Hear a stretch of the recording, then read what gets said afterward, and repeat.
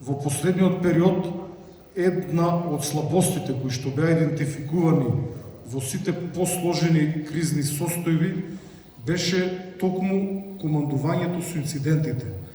Оваа вежба и целиот овој период е токму во таа насока, бидејќи е тренинг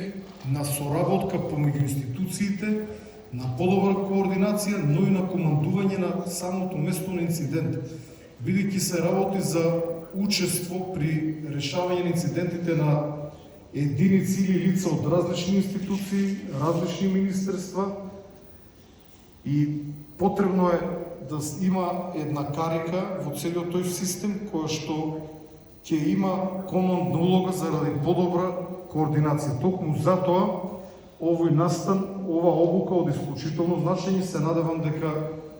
сите учесници можеа да научат нешто и ќе може да научат до крајот, и дека ова обука нема да застане овде,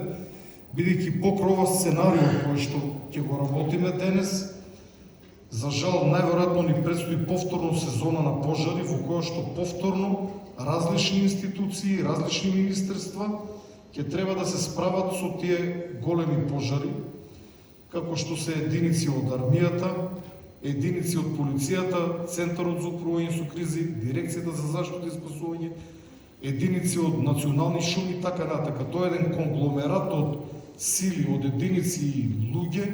кои што некој на терен треба да ги организира, координира, но некој треба со нив и да командува. Затоа уште еднаш голема благодарност на Американската амбасада за организацијата на овој тренинг, и се надевам дека и во иднина ќе продолжиме со вакви слични, па и понапредни тренинзи. Благодарам.